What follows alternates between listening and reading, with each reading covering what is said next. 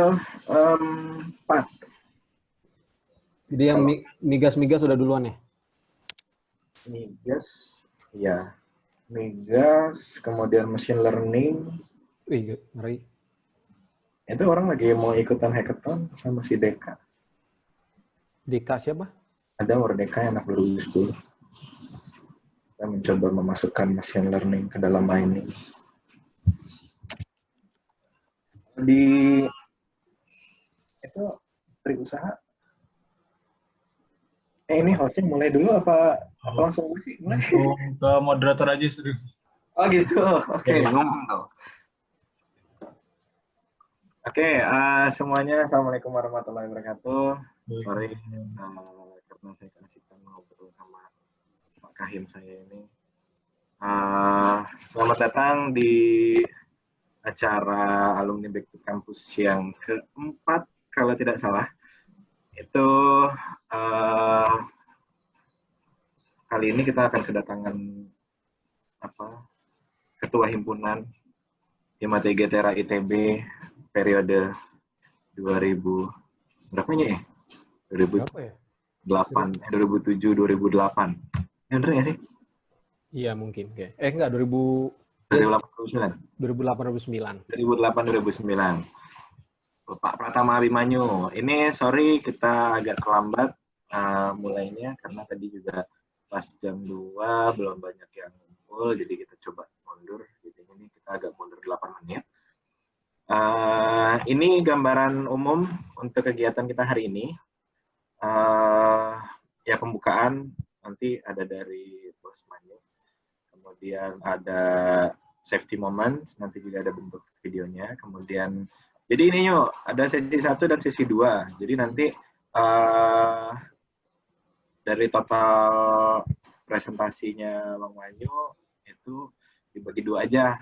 Nanti anggaplah sesi istirahat gitu. Misalnya dari total ada 10 atau 15 slide, di slide 7 sampai slide 8 di pause dulu aja, nanti teman-teman akan ikutan kuis dulu sambil mana kalau mau istirahat atau minum itu boleh.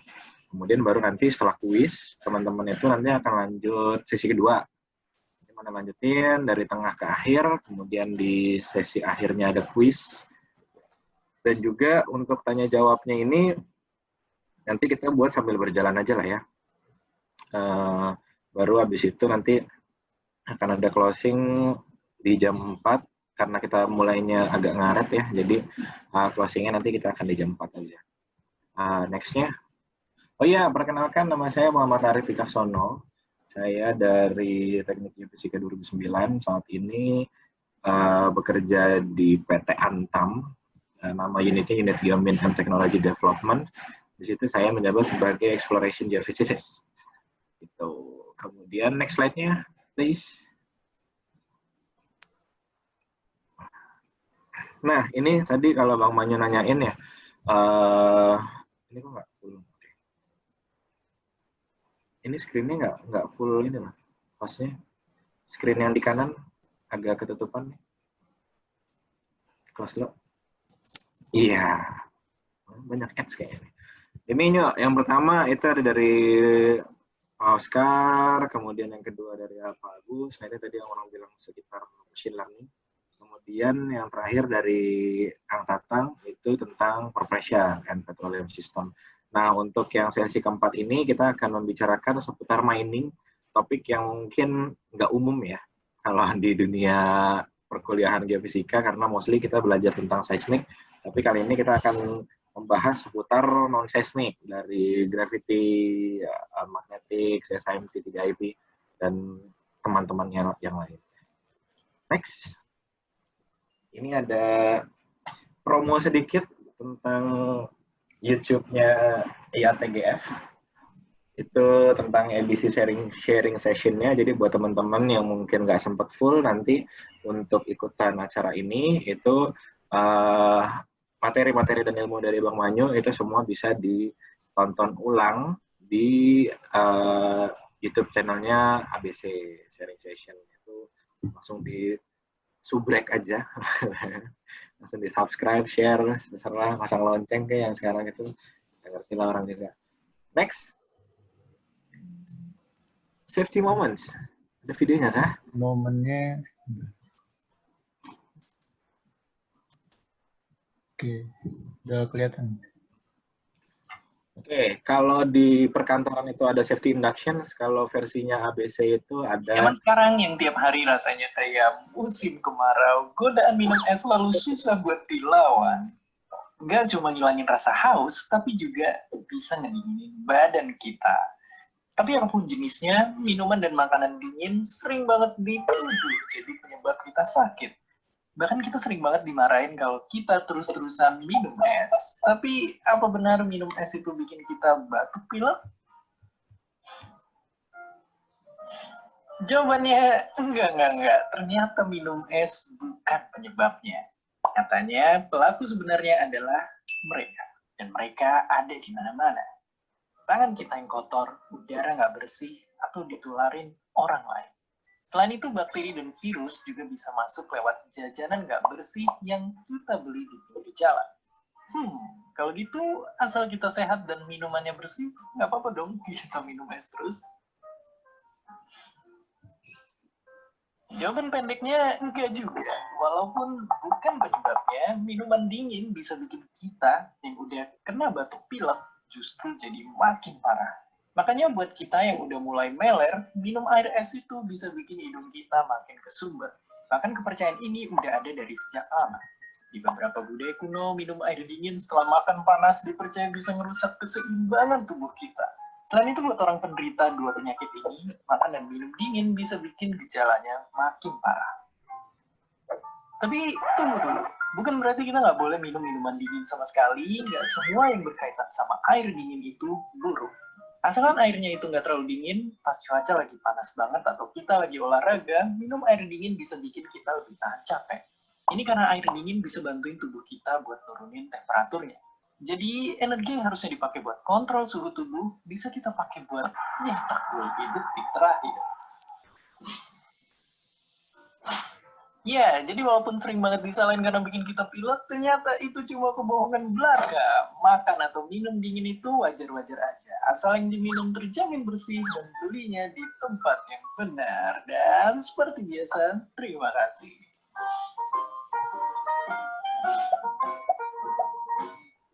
Terima kasih sudah nonton Kabisa. Biasain lagi, aja di kolom komentar di bawah. Keep asking and stay curious.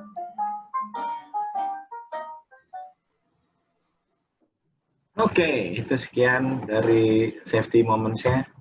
Semoga semuanya tercerahkan dengan brief safety moment dari tim panitia. Oke, ini yang seperti yang sudah dijelaskan di mungkin ya di 3 sesi sebelumnya. Ini adalah Geophysical Spectrum buatan Bapak Yaris angkatan 2007. Jadi di dunia pergeofisikaan itu ada banyak bidang yang bisa kita masuki. Itu pertama dan yang paling besar itu ada di bidang energi, seperti yang teman-teman tahu, ada oil and gas, kemudian geothermal, dan juga untuk renewable sekarang juga geophysical mulai kepake. Kemudian untuk mining itu ada gold, kemudian sebenarnya gold and copper ya. Lalu ada nikel juga dan bauksit, kemudian batu bara, timah, dan lain-lainnya. Kemudian untuk infrastruktur, ini juga lagi lumayan sih banyak kepake, karena makin kesini kan kegiatan sipil juga makin banyak, dan itu mereka butuh support untuk hydro, untuk ketahanan fondasi misalnya. Kemudian dalam gambar ini juga ada railway, kemudian untuk hazard, itu geohazard biasanya menggunakan microseismic, yaitu untuk mendeteksi gempa, earthquakes, dan kemudian untuk environmental. Ini cukup banyak dipakai juga, terutama kalau di luar negeri itu lagi banyak banget dikembangkan tentang environmental ini. Untuk wastewater segala macam sedang dikembangkan. Dan apa yang kita telaah itu propertiesnya ada fluid, kemudian ada solid, kemudian ada fluid or solid properties. Dan pada sesi ini kita akan memainkan geofisika di solid properties yang buat saya dan mungkin nanti dari Bang Manya juga itu cukup sulit ya, kita membedakan antara target dengan background yang ada di sekitar targetnya. Kemudian physical parameters yang diambil itu kalau di gambar ini kan ada velocity, density, viscosity, resistivity. Nah, ini nanti kita akan banyak berbincang seputar resistivity, magnetic, dan juga density. Kemudian untuk geophysical methods-nya itu semua yang dituliskan di sini mungkin bisa kepakai di mining di sesi ini, kecuali seismic. Seismic juga ada sih, refraksi dan juga refleksi ada juga meskipun sedikit. Kemudian untuk next-nya tentang pendaftar kita. Nah, ini jadi yang peserta perangkatannya untuk sesi Bang Manyu ini paling banyak ada dari teman-teman 2017. Itu ada 25 orang, kemudian ada dari angkatan 2018 itu sekitar 17 orang. Dan yang lainnya itu ada dari angkatan 2001, ada 2006 mungkin Bapak Manyu sendiri yang mendaftar ya. Jadi saya ada nih, harusnya ada 2009 nih. Oke, next-nya ada lagi kah? Aturan sharing session. Nah, ini nickname bebas teman-teman mau, kalau di sini nyantumin nama yang disesuaikan saat registrasi. Cuma kalau sama saya mau namanya diganti jadi Jack Sparrow atau Nick Jonas itu nggak ada masalah. Kemudian pertanyaan disampaikan bisa dengan dua cara. Itu pertama lisan dan yang kedua itu chat. Kalau dengan lisan teman-teman bisa menggunakan feature raise hand. Itu ada di bagian harusnya ada di bawahnya itu kalau kalian mau raise hand untuk berbicara secara lisan. Kalau saya sih pengennya kita ngobrol secara lisan aja, nggak usah pakai malu-malu chat gitu lah. Kemudian yang keduanya tetap bisa buat teman-teman yang benar-benar malu sama Bang Manyu, itu bisa menggunakan kolom chat. Formatnya ada nama, NIM, dan pertanyaan. Kemudian karena keterbatasan waktu, harap maklum jika nggak semua pertanyaannya bisa disampaikan, tapi kita maksimalkan aja insya Allah. Kemudian fitur video dan mikrofonnya dinonaktifkan selama sharing berlangsung ya, seperti teman-teman tahu ya, sekarang juga banyak orang-orang kecele ya bikin video pas lagi Zoom meeting gitu kan. Kita ingin menghindari hal seperti itu. Kemudian tidak diperkenankan menggunakan kata-kata yang mengandung unsur sara, politik, dan pencemaran nama baik, kecuali yang ngomongnya atau Bang Manyu. Ini dia suka sekali ngomong yang aneh-aneh. Kemudian pemenang kuis menjadi keputusan panitia dan tidak dapat diganggu-gugat. Oh, ini udah betul lagi. Oke, itu saja dari saya. Kemudian ini adalah kurikulum vitae dari pemateri kita, Bang Pratama Abimanyu, Ketua Himpunan Himata Getera ITB tahun 2008-2009, dan juga menjadi swasta yang ngegampar saya berkali-kali di tahun 2010. Nggak pernah. Nggak pernah. Kemudian beliau ini kelahiran 88, sudah menikah dan mempunyai 2 orang anak. Kakaknya mana, Bu? Apa? Mana lagi di Bandung apa di mana sih? Lagi di rumah ya. Oh, anaknya mana? Nggak ada. Lagi keluar sama mamanya. Oh, gitu. Diusir dulu ya. Posisi terakhir, beliau itu bagian database, GIS, dan Geophysics Superintendent. Nah, ini mungkin buat teman-teman yang mau terjun di dunia mining ya, kita meskipun nanti awalnya geophysics, tapi nanti kita tidak akan jauh dengan GIS dan juga database, karena kita akan bermain sekali dengan yang namanya spatial exploratory data analysis. Experience-nya, kalau di tahun ini terakhir ya, tiga tempat terakhir itu ada di Augur Resources. Kalau sebelumnya juga pernah di ENJ di tahun 2012, ENJ Eksplorasi Nusa Jaya dari Freeport, tahun 2012, kemudian di Augur Resources itu di tahun 2014 sampai 2017. Ini di lapangan semua ya? Macam-macam sih mix. Augur banyak di office base. Ada beberapa ke lapangan.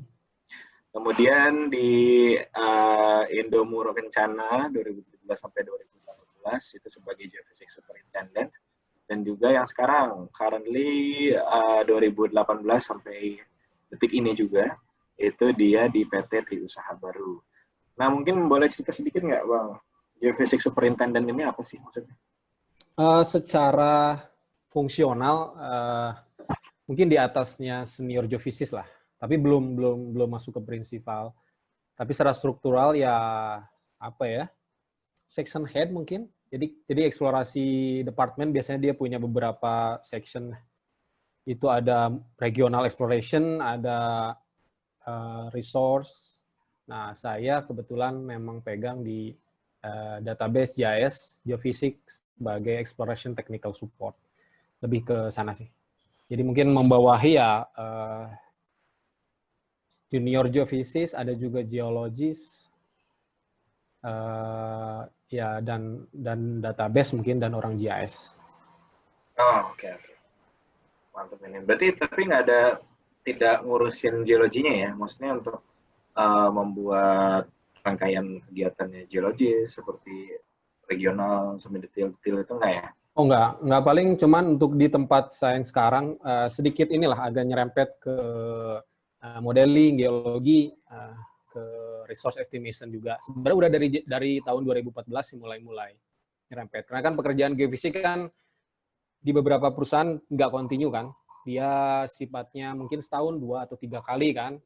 In the meantime, saya agak nyerempet ke yang lain, karena database GIS kan sudah ada spesifik job untuk personnya kan. Cuman kebetulan saya juga take care di modeling dan estimasi resource gitu. Oke.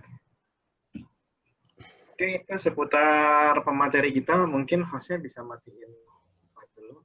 Dari Bang Manyo, slide-nya dari Bang Manyo apa dari hostnya? Dari saya kayaknya. Saya belum ini. Oh ya dah. Silakan Bang Manyo, waktu dan tempat saya persilakan. Oh, sebentar saya. Kelihatan? Kelihatan. Oke. Selamat siang menjelang sore. Assalamualaikum warahmatullahi wabarakatuh.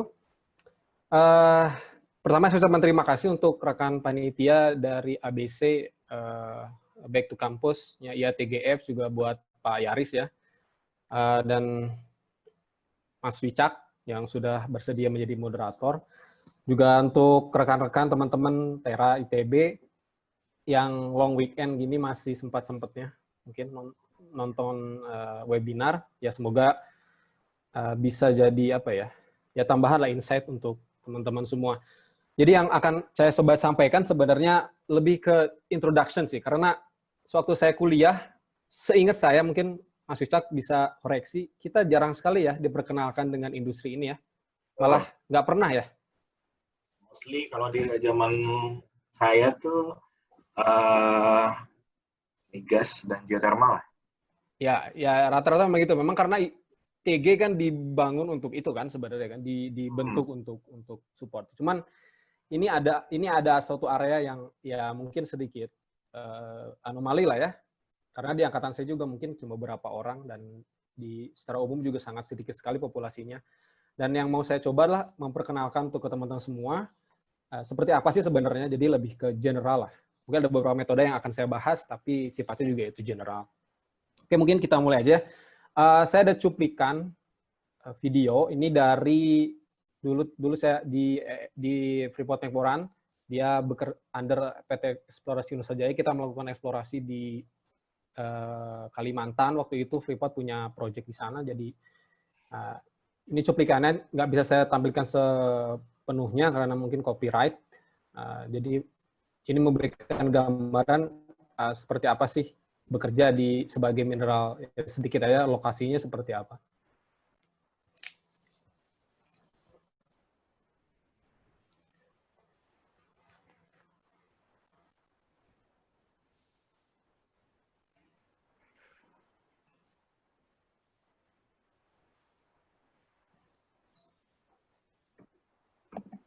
Suaranya belum di-set ya? Hah? Suaranya belum di-set ya? Gimana? Suaranya, atau nggak ada suaranya, Bang? Ada kok, ada.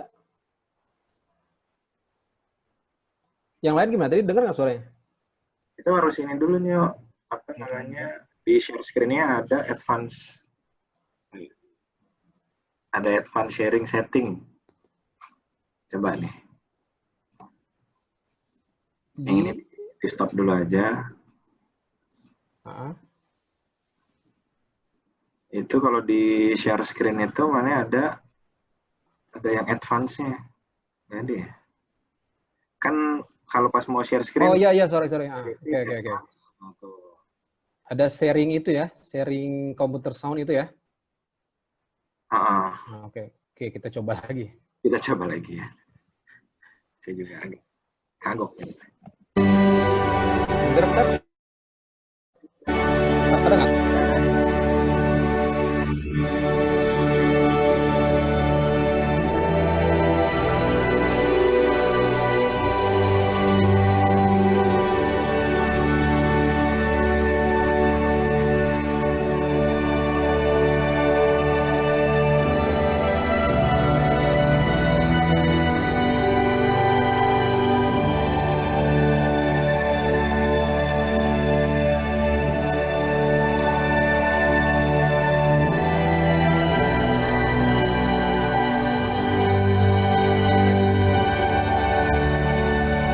So, jadi ya kira-kira seperti itulah medan atau area tempat kita mineral exploration geophysics umumnya bekerja akan seperti ini. Medannya karena kita di tropis, vegetasinya sangat tebal, terus konturnya juga ya lumayan bikin melelahkan lah sebenarnya. Dan kita akan kerja di remote area.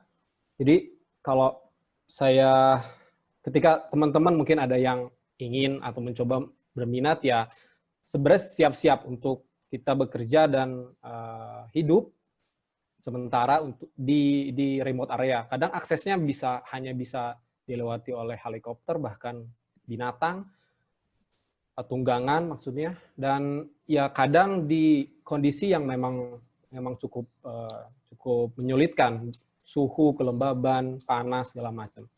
Yang kedua itu bersiap untuk memanage project secara keseluruhan. Artinya seorang mineral exploration geophysics umumnya dia akan ikut memanage, bukan hanya mengukur data, mengolah data, menginterpretasi, tapi juga perkara safety, logistiknya, bahkan makanannya, akomodasi, dan juga pekerja harian nantinya. Dan yang ketiga, kita akan juga berhadapan dengan lokal, di mana ada perbedaan culture, perbedaan bahasa di situ. Dan yang terakhir akan sering banyak berjalan, karena ya memang medannya dan area seperti itu, remote area, kadang tidak ada jalan. Jadi ini kenapa jadi slide pertama saya, karena pengalaman saya biasanya agak kaget ketika pertama masuk sebagai junior geophysics masuk ke industri ini. Agak kaget sih, karena 2010 saya pertama masuk juga seperti itu, bahwa tidak siap dengan kondisi yang memang agak sedikit beda lah dengan apa yang kita bayangkan sebelumnya. Itu kali Cak ya, bener nggak? Yuk, betul. Oke, jadi ya itu tadi, siap-siap bukan hanya memikirkan bagaimana melakukan pengukuran dengan baik, tapi juga memanage proyek secara keseluruhan. Jadi ya akan jadi project manager yang mudah gitu. Ya, jadi kita setelah kita tahu di mana dan seperti apa akan kita bekerja, kita mungkin pertanyaan keduanya itu sebenarnya apa sih yang kita cari? Karena itu harusnya jadi fundamennya. Ketika tahu apa yang kita cari, kita tahu apa yang harus kita lakukan. Nah, ini beberapa physical property yang umum untuk di observe, dan sebelah kiri ini ada tabel atau kolom deposit, tipe depositnya. Jadi di Indonesia sendiri ini saya list yang umum di Indonesia ya. Itu ada banyak sekali, ada mulai epithermal, porphyry, itu kode unsur kimianya merupakan komoditinya ya. Ada vulkanik massive sulfide, ada iron, ada mineralisasi di tanah lapukan seperti nikel yang lagi rame, terus ada pasir besi yang biasa kita bilang, terus ada lagi gold yang di endapan placer. Nah ini tiap deposit ini juga punya karakteristik tersendiri nantinya gitu kan, nanti bakal ada turunannya. Tapi secara umum yang di Indonesia seperti inilah yang cukup ekonomis gitu. Dan ini beberapa properti yang biasa kita observe, biasa kita ukur. Ada magnetis ada electrical property, ada radioactivity, ada density, ada elastic property yang tadi dibahas Sesmi. Dan ini saya urutkan berdasarkan ke umumnya dipakai gitu. Dan ini kodenya adalah yang pertama ada M, ada D, kan, ada logging, ada M atau untuk geological mapping, support geological mapping, D itu lebih ke mineralisasi environment-nya, dan L itu yang kita lakukan di logging. Nah, untuk di presentasi saya sore ini mungkin saya lebih akan banyak membahas di epithermal, itu gold dan silver, dan porphyry, copper, AU, dan molybdenum. Jadi ini mungkin dua yang paling apa ya? Industrinya cukup besar lah. Ini industrinya cukup besar, challenge-nya cukup tinggi, kesulitannya juga cukup kompleks. Nah ini jadi agak apa ya? Mungkin dari sekian komoditi ini yang challenging lah untuk geofisik. Nah ini peta Indonesia dan sebaran resource atau sumber daya dari copper dan gold. Jadi tadi kan copper di porphyry umumnya, gold mungkin epithermal dan copper juga ada. Dimulai dari Aceh sampai ke Papua kita punya komoditi, punya apa namanya cadangan yang cukup banyak sebenarnya. Biarpun ini tidak update ya. Ini yang warna ini saya golongkan berdasarkan apa namanya tipe endapannya. Nah, jadi kita punya juga beberapa world class deposit. Mungkin dari Sumatera dulu ya. Sumatera ada Martabe. Ini sekarang kepemilikannya Pama. Cadangan dia itu di 7,8 juta onsis AU. Jadi 1 juta onsis itu sekitar 31 ton emas berarti. Terus masuk mungkin ada tepatnya Mas Wicak, ini ada Pongkor. Ini mungkin belum update ya. 3,6 juta onsis itu di Bogor. Di Jawa juga ada di Wonogiri. Ini Augur, Cak. Prospeknya Augur di sini. Terus ada ini yang paling baru yang ditemukan itu 7 Bukit Merdeka Copper Gold. Rilisnya di 25 juta onsis dan 8,8 miliar pon copper. Dan yang tentu mungkin yang paling terkenal itu dan paling besar juga memang Grasberg, pemilikan PT Freeport Indonesia di 38,5 juta onsis emas dan 3,5 miliar pon copper. Jadi ya potensi Indonesia tidak kalah menarik dengan area-area lain di seluruh dunia, dan saat ini juga memang kebanyakan yang saya sebutkan ini sudah tambang, bahkan sudah ada yang closing mine. Tapi ya ini berarti menjadi lahan untuk para geoscientist untuk mengeksplor area lainnya untuk menemukan ya cadangan-cadangan deposit yang besar juga gitu.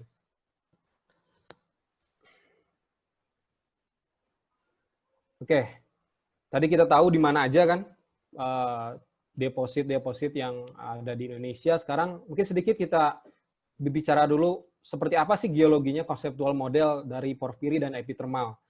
Ini saya ambil dari Corbett di tahun 2008. Jadi ini konseptual modelnya, di mana ini ada sistem porphyry yang merupakan intrusi, lalu ada high sulfidation epithermal yang merupakan structural sama lithological control, dan yang ini ada epithermal di low sulfidation, sama juga kontrol struktur, tapi yang membedakan adalah cairannya ya. Kalau ini fluid magmanya, kalau di epithermal ini apa namanya cairan yang mudah boiling. Nah ini Grasberg dan tadi yang saya sebutkan Freeport 7 Bukit ini ada di zona ini. Lalu tadi Pongkor di Bogor punya Antam ini ada di area ini. Dan ini yang tadi saya bilang ada di Sumatera, Martabe itu ada di area ini. Di antaranya juga ada intermediate sulfidation, ada di antara high sama low sulfidation. Jadi kira-kira seperti ini. Intinya ada intrusi, ada structure, dan semuanya itu bisa dikategorikan sebagai hydrothermal. mineralization. Jadi mineral yang dibawa dari magma oleh cairan magma gitu. Mineral metal umumnya AU, CU, mungkin mineral-mineral metal lainnya. Kira-kira seperti itu. Ini juga saya tidak bisa jelaskan secara lebih rinci karena memang bukan bidang saya, cuman memberikan gambaran seperti apa sih sebenarnya yang kita cari. Oke, next. Ini kalau ada pertanyaan silakan aja langsung. Kalau saya mungkin biar lebih flow juga ininya webinarnya. Nah, ini adalah porphyry system secara ideal lah, secara ideal. Jadi kita punya tadi kan ada intrusi itu ada cairan magma yang ke permukaan lalu dia membentuk batuan lah, seperti itu kira-kira ya.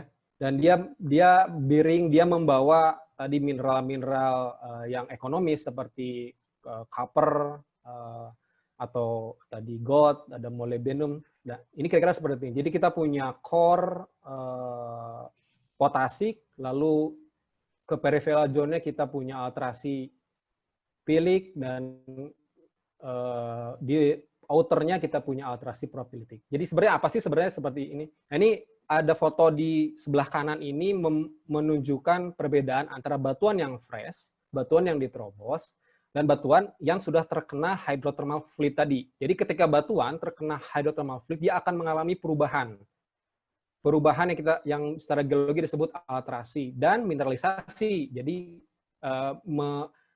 intinya jadi menyimpan mineral-mineral logam yang nantinya kita akan cari seperti. Dan tiap alterasi dia akan berbeda tergantung biasanya seberapa panas si cairan itu mengenai si batu yang dia lewati gitu.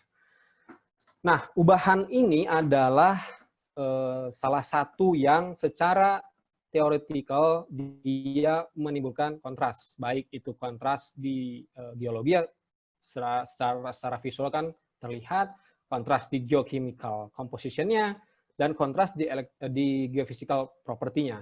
Nah, ini yang menjadi kontras-kontras inilah sebenarnya menjadi target dari eksplorasi di copper atau di mineral pada umumnya. Nah, setelah porfiri, kita coba masuk ke epithermal. Nah, epithermal ini tadi dibagi dua ya, ada yang high sulfidation, dan ini contoh ore dari high sulfidation. Terus yang kedua itu ada low sulfidation. Nah, ini juga contoh ore-ore. Jadi seperti ini.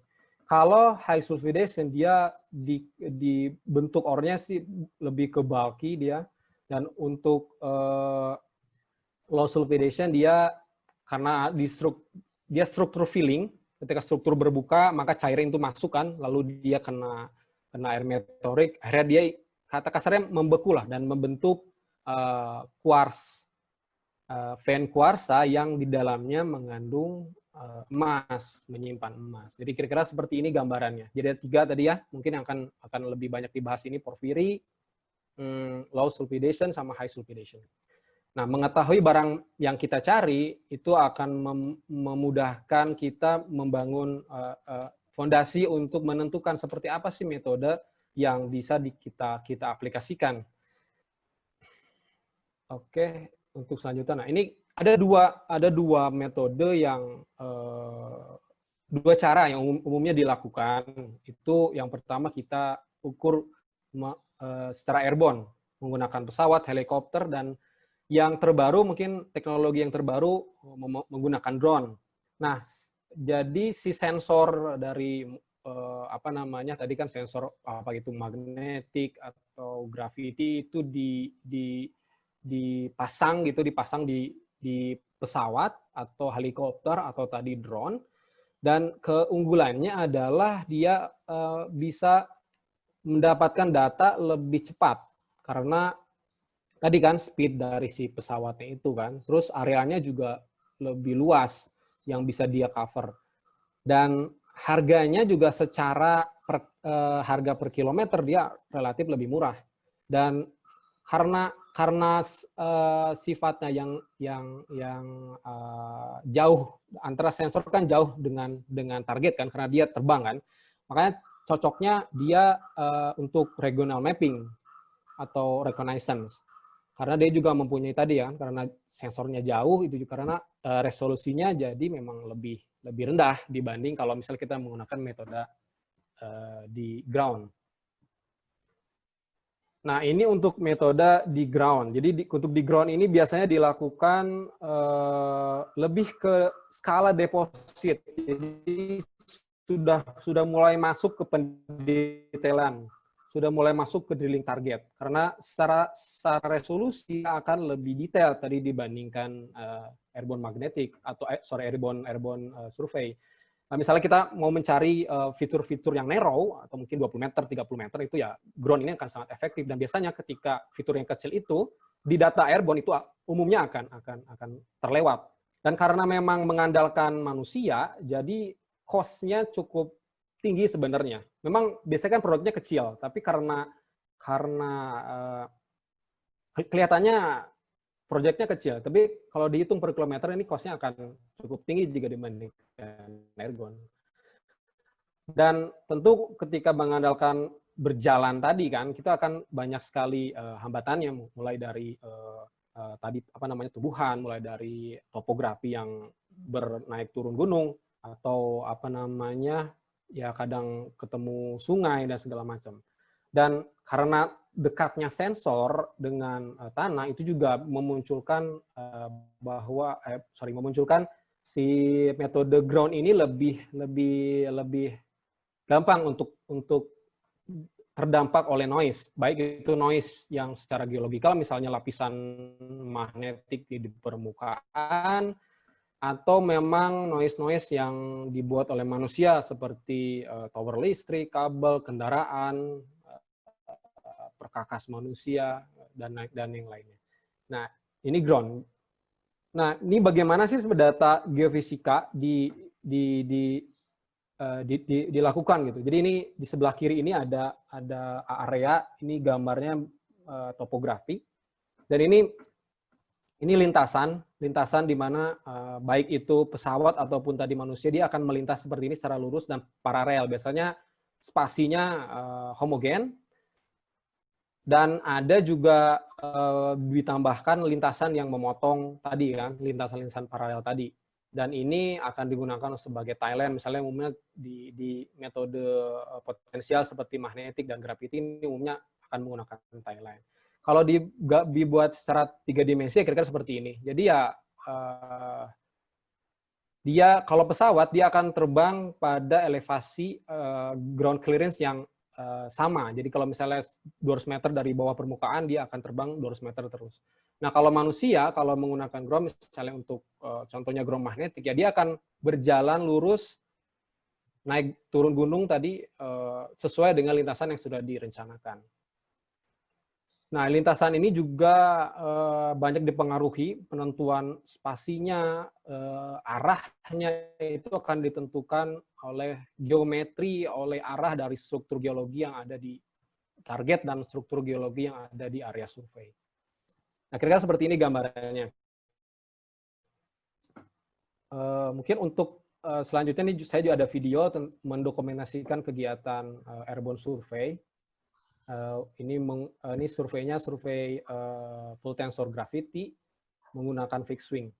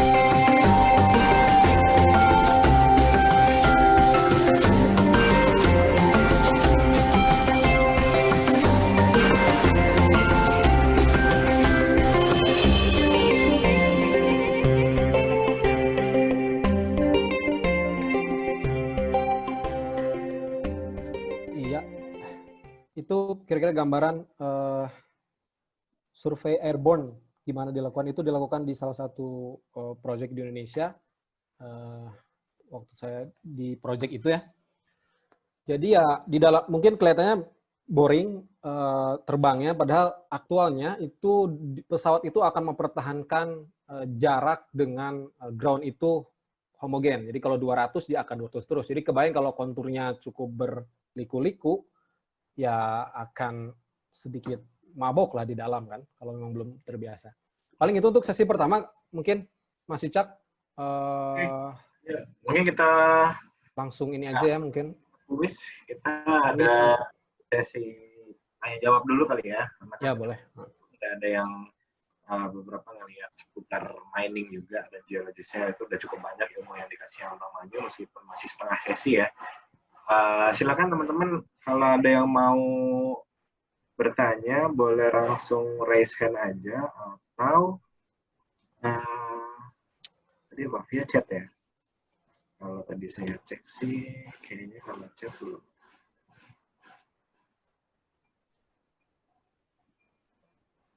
Ada yang raise hand kah? Masih ingat ya? Oh ini.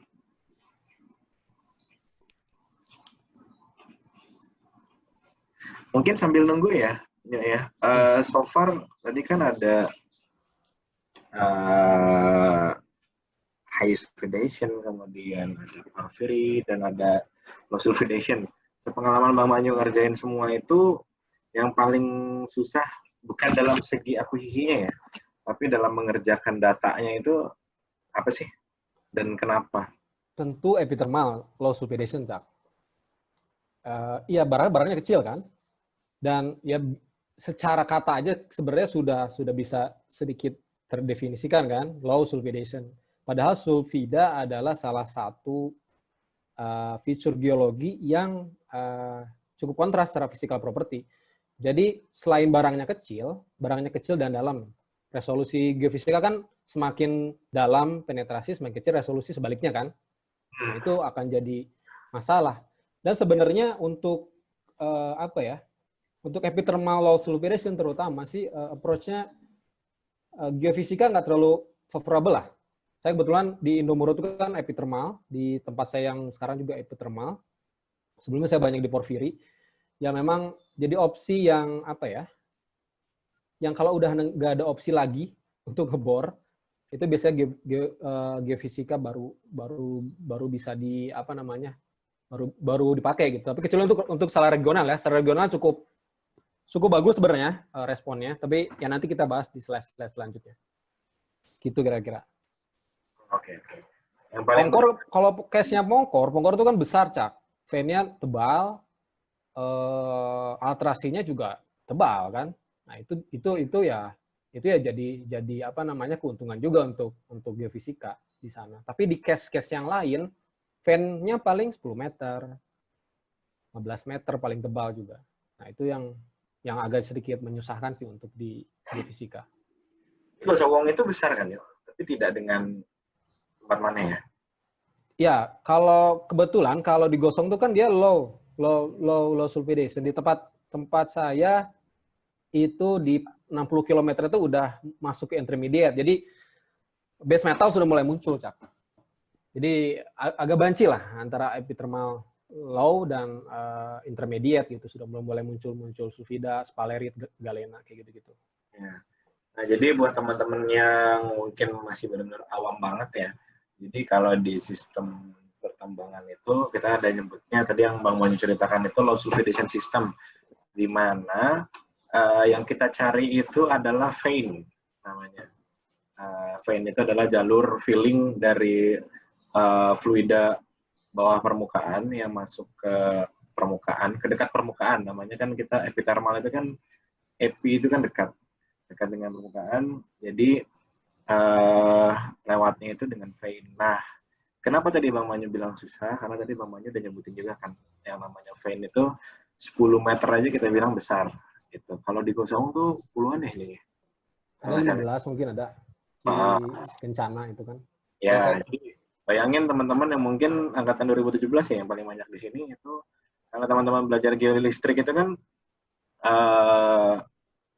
spasi elektroda yang dibuat itu harus lebih kecil dibandingkan dengan dimensi dari barang yang akan dicari. Sedangkan kita nggak mungkin spasinya 5 meter ya.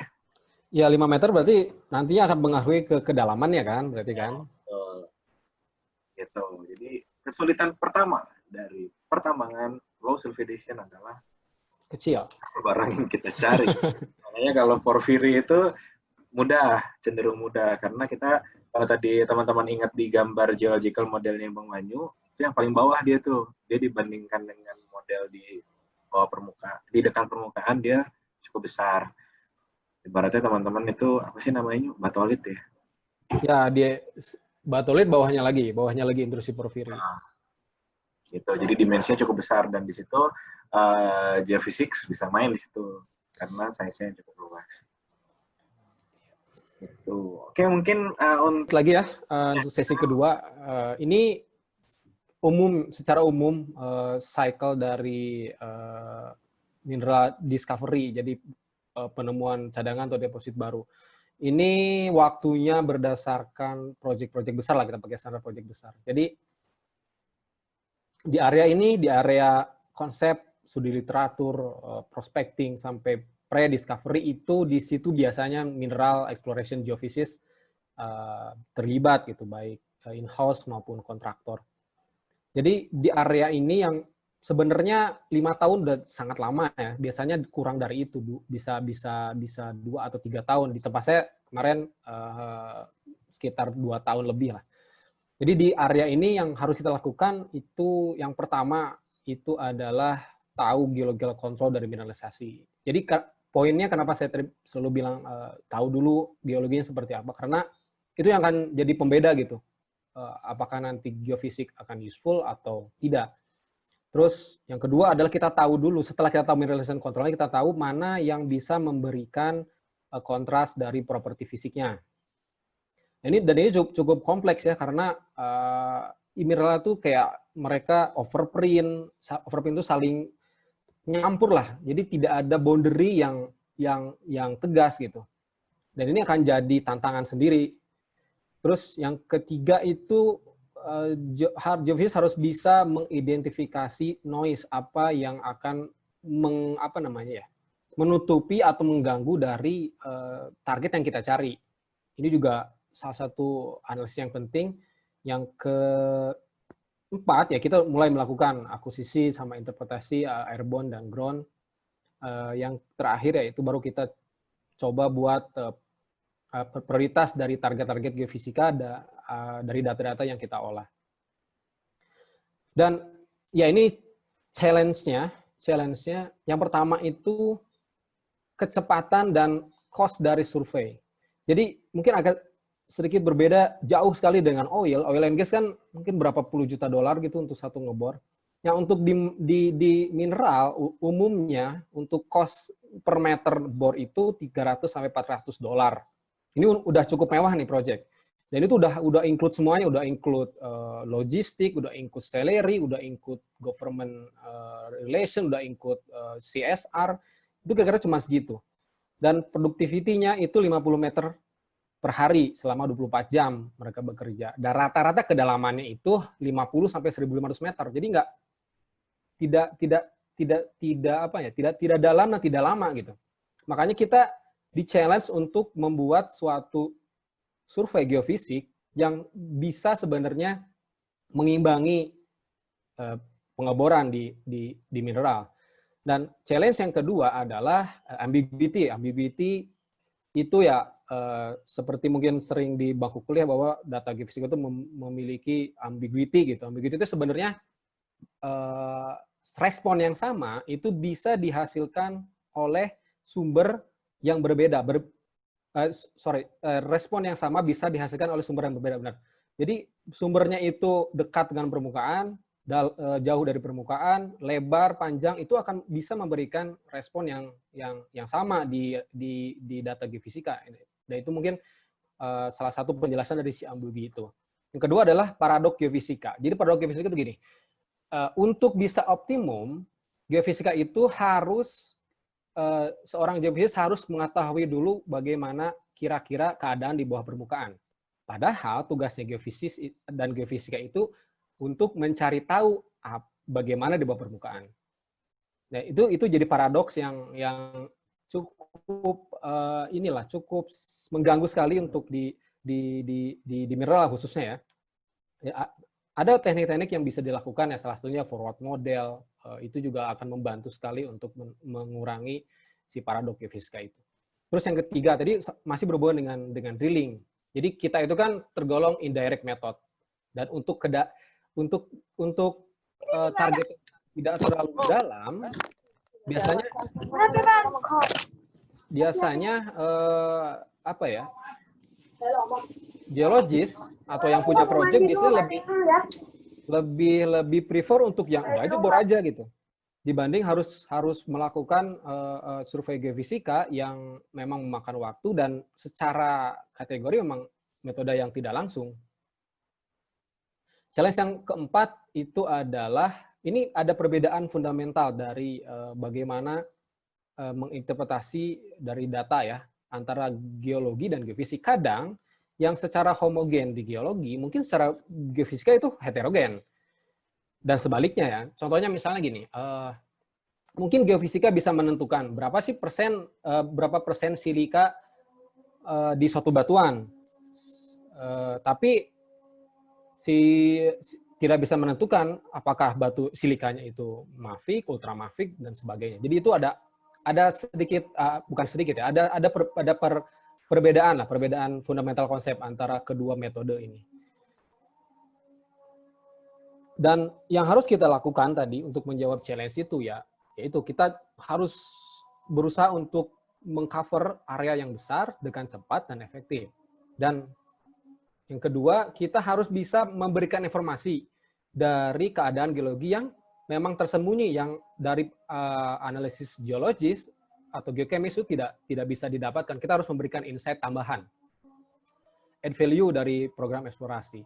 Dan yang ketiga adalah kita harus bisa mendelineasi fitur geologi yang mungkin kecil, subtle, responnya secara geochem dan geologi, dan kita harus bisa mengidentifikasi itu.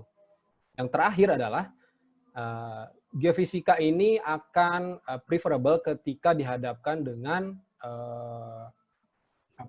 target yang tertutup. Jadi tidak ada outcrop, tidak ada batu yang di permukaan itu nggak ada gitu, dan dalam. Nah, jadi metode yang kita pakai itu untuk di mineral ya khususnya, kita harus punya mindset gimana sih kita mendapatkan data di kedalaman yang variabel.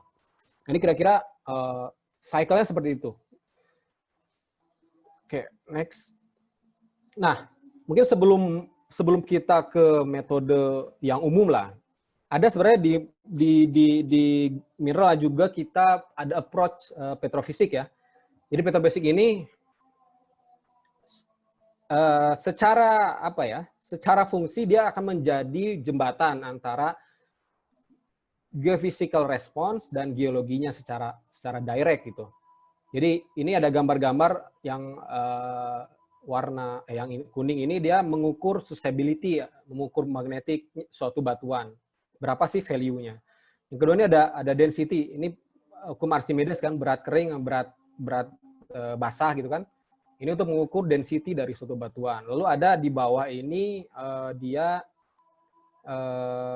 mengukur resistivity dan chargeability dari si batu. Jadi ini kita ukur langsung di batunya, kita ukur langsung di core, di sampel batu hasil pengeboran itu kita ukur, dan nanti kita bisa gunakan data-data itu untuk interpretasi, untuk modeling dan lain-lain. Nah ini, jadi itu kita ukur secara langsung ke batunya, ke barangnya itu magnetnya berapa, density-nya berapa, resistivity atau conductivity-nya berapa, chargeability-nya berapa. Nah, cuman tantangannya adalah tadi karena memang di mineral itu semuanya overprinting. Secara struktural alteration, lithology, weathering, mineralogi itu overprinting. Jadi memang berbeda-beda sekali gitu. Tidak bisa dipakai untuk generalisasi secara keseluruhan. Tetap uji ini atau metode ini harus dilakukan spesifik untuk satu proyek tertentu. Jadi ya saya waktu itu mengukur mengidentifikasi di 2 prospek yang berbeda di satu perusahaan yang sama dan hasilnya memang berbeda. Jadi signatur di prospek lain tidak bisa diaplikasikan mungkin tidak bisa diaplikasikan di proyek lainnya. Nah, ini masih apa ya? Masih perlu studi tentang bagaimana menggunakan ini secara proper gitu. Ini area yang sebenarnya cukup luas sekali. Saya jarang melihat publikasi-publikasi yang tentang ini gitu ya, yang benar-benar insightful gitu. Semuanya masih di tahap pengembangan. Jadi ini area yang mungkin nanti teman-teman kalau tertarik bisa mencoba ini gitu. Nah, ini contoh-contoh hasil dari petrofisik. Ini juga yang pernah saya lakukan di tempat dulu. Jadi pertama kita coba buat qualitative assessment. Jadi kita pada akhirnya kita bisa akan membuat dari beberapa metode ya. Ini ada magnetic, gravity, IP, resistivity. Kita bisa mengidentifikasi ketika ada anomali di magnetic, gravity, IP, resistivity itu source-nya apa. Ini source aktual ya. Dan ini biasanya mungkin didapatkan dengan statistik atau dengan berdiskusi ya dengan geologis terutama untuk mengetahui memang hubungan tadi antara si data hasil petrofisikanya dengan source-nya seperti apa. Nah, ini yang kedua, kita juga bisa melakukan bisa dipakai untuk mendefinisikan ulang atau mendetailkan ulang dari model geofisika. Jadi ini salah satu contoh ini adalah ini body 3D magnetic yang hasil inversi tanpa data petrofisika dan yang kecil-kecil ini dia hasil dari petrofisika cukup masih di zona yang sama tapi cukup berbeda lah, lebih detail. Ini 2 ini kenapa saya usung pertama karena ini yang masih perlu sekali pengembangan, perlu sekali orang-orang yang mungkin bisa terlibat di area ini. Oke. Tadi setelah petrofisika, sekarang mungkin kita coba ke gimana sih sebenarnya untuk porphyry tadi ya, signature geofisik responnya seperti apa. Pertama, ini mungkin ada di quiz juga ya kayaknya. Jadi mineralisasi di porphyry itu umumnya dia berasosiasi dengan mineral magnetite. Jadi ya dari namanya kita udah tahu ya, mineral magnetite itu pasti dia punya respon magnetik yang distintif dibanding sekitarnya. Tapi ini untuk case di porphyry yang teroksidasi ya, mungkin bisa nanti browsing apa itu oksidasi. Untuk di porphyry yang tidak teroksidasi itu malah sebaliknya nantinya, yaitu nanti another case. Tapi umumnya seperti ini. Dan selain tadi dari responnya, itu dari geometrinya. Bentuk yang sirkular itu akan jadi apa ya? Akan jadi yang dicari-cari gitu kalau di data magnetik untuk si porphyry. Nah, biasanya tadi kan kita punya tadi mineralisasi yang berasosiasi dengan magnetite, alterasinya itu potasik, dia strong. Nah, di lingkarannya itu, di sekitarnya itu biasanya dia low karena alterasi lainnya itu merusak si mineral magnetite tadi. Jadinya hilang si mineral magnetite, bukan hilang, terubahkan. Jadi area sekitar itu low atau ya low magnetic. Makanya sering sekali umum sekali dibilang bahwa untuk mencari porphyry itu mencari bull's eye. Jadi kayak mata sapi gitu mungkin ya bentuknya. Nah, terus selain itu ada respon signaturnya biasanya potasium. Jadi tadi kan di slide sebelumnya saya bahas kan ada magnetik, ada electrical, ada radioactivity. Jadi kita juga menganalisis atau mengukur respon dari radioactivity dari batuan. Nah, biasanya di porphyry deposit itu dia akan memunculkan anomali atau anomali di potasium. Jadi dia akan lebih tinggi dibanding area sekitarnya. Nah, sekarang masuk ke electrical. chargeability.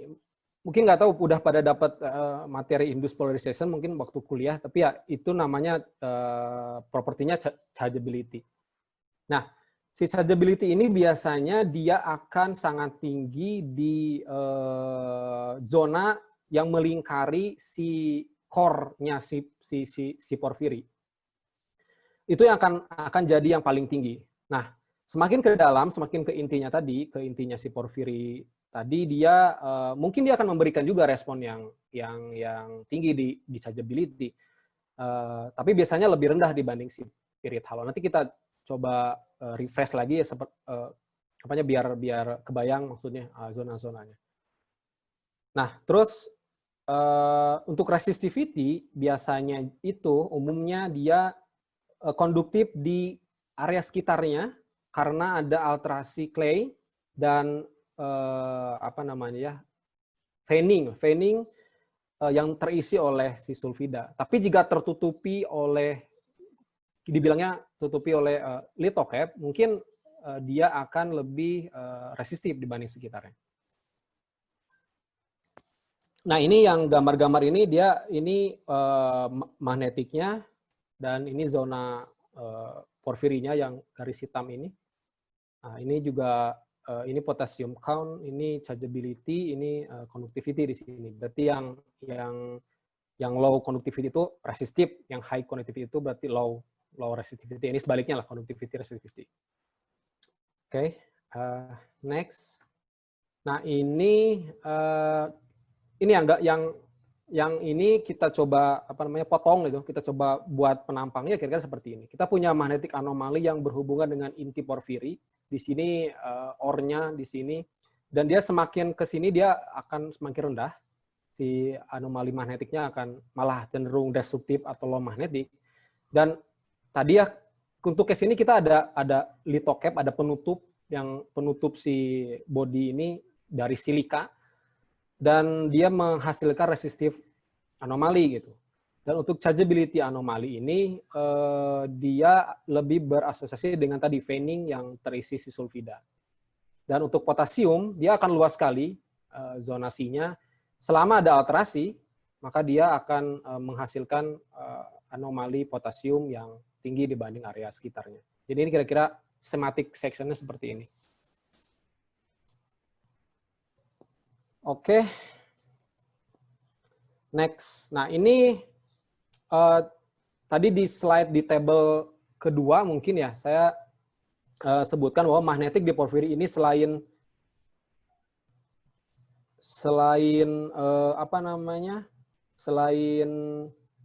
untuk geological mapping, untuk support geological mapping, juga untuk definisi, untuk delineasi zona mineralisasi.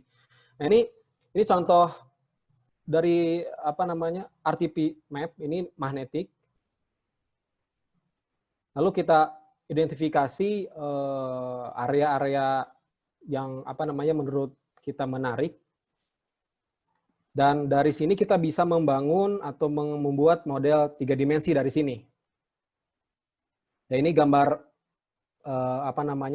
tampak atas dari si model 3 dimensinya magnetik. Ini secara oblik ya. Jadi kira-kira seperti ini. Jadi ya ini kan bentuknya map respon aparen di permukaan. Ini kita coba buat modeling yang blind inversion, kita tidak pakai constraint apapun.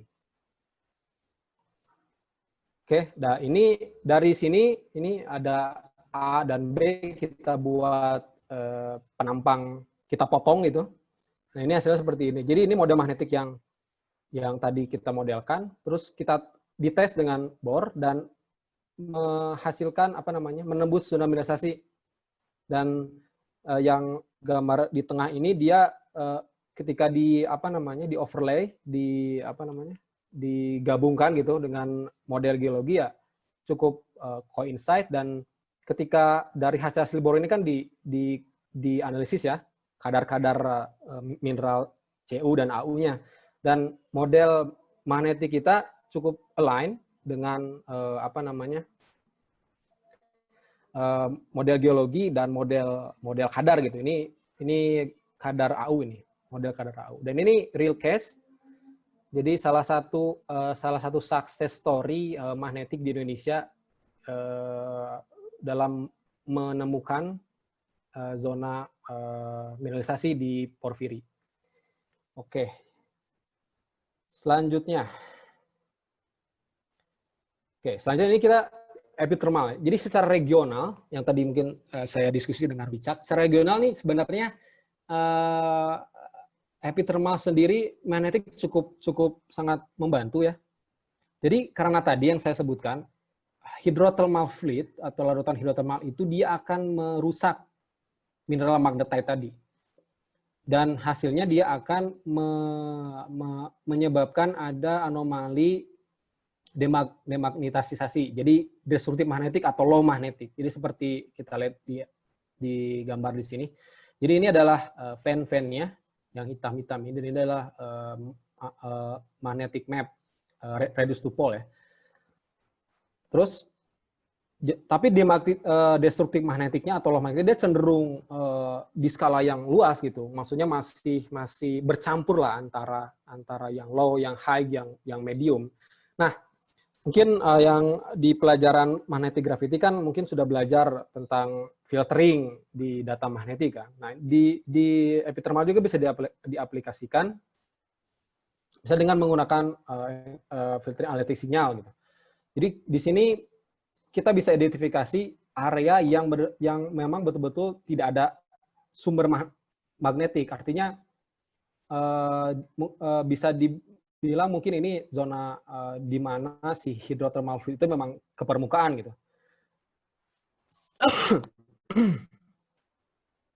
Dan yang selanjutnya kita juga bisa melakukan enhancement. Ini dari data yang sama ya. Itu derivatif atau tilt angle filter. Jadi ini untuk menentukan si struktur tadi, highlight struktur, karena kan epithermal itu struktural control. Jadi kita bisa meng-highlight, kita bisa menginterpretasi di mana saja sih struktur geologi yang dapat didapat insight dari data magnetik. Jadi ini cukup bagus sebenarnya. Ini real case juga apa yang udah saya kerjakan di tempat sebelumnya. Dan hasilnya secara regional cukup menarik. Dan tadi selain tadi magnetik, kita juga bisa melihat tadi secara radiometrik zona-zona mineralisasi juga cukup coincide dengan anomali dari potasium tadi kan. Terus ada di atasnya ada peta rasio dari potasium terhadap thorium. Nah, itu juga cukup coincide ya. Tapi bukan berarti alterasinya potasik di sini berbeda dengan di porfiri. Biarpun memang bukan alterasi potasik, tapi pada dasarnya setiap alterasi yang setiap proses alterasi dia akan memberikan respon potasium yang berbeda dibanding background-nya. Nah, ini untuk case di epithermal terhadap data regional, magnetik, dan radiometrik. Dan ya ini yang di lingkar ini zona-zona mineralisasinya seperti ini. Oke, sekarang masuk ke signature untuk electrical property. Yang di sebelah, yang gambar ini adalah gambar di Marta B, itu data resistivity ya. Ini dari transient elektromagnetik, ini dari data resistivity 2 dimensi. Jadi kita bisa melihat tadi kan body fagi silika yang sebelumnya saya bahas. Ini dia menyebabkan menghasilkan respon resistivity yang signifikan dibanding sekitarnya. Dan karena memang secara umum si emas itu kalau di high sulfidation dia berasosiasi dengan fagi silika, jadi memang cukup coincide antara data resistivity yang high dengan ini outline dari gold. Ini case di Marta B ini cukup ideal sekali. Dan selanjutnya ini untuk case di epithermal low sulfidation. Jadi untuk di epithermal low sulfidation untuk resistivity biasanya berhubungan dengan alterasi silika. Lagi kita bicara silika kan, selalu disebutkan silika. Tapi dengan catatan zonanya harus luas. Kalau kecil pada data geofisika umumnya akan miss. Ini untuk contoh di New Zealand di dia memang karena zonanya luas, jadi secara anomali resistivity dia bisa memberikan kontras. Nah, ini untuk chargeability ya. Biasanya untuk main chargeability anomali di low sulfidation, dia itu lebih berasosiasi dengan alterasi clay. Karena clay juga dia sifatnya chargeable karena ion negatifnya moving. Dan tapi kalau misalnya vein-nya ada sulfide yang signifikan ya mungkin dia akan memberikan kontras, tapi tetap biasanya umumnya dia akan lebih berasosiasi dengan alterasi silika. Ini salah satu case di Indonesia. Ini lebih bisa dilihat bahwa yang high chargeable dia akan lebih berasosiasi dengan area alterasi silika di sekitar si model vein ini. Ini ya bisa lihat untuk yang chargeability-nya malah tidak memberikan respon apapun di vein-nya. Ini salah satu contoh untuk signature di epithermal ya, di electrical property. Oke.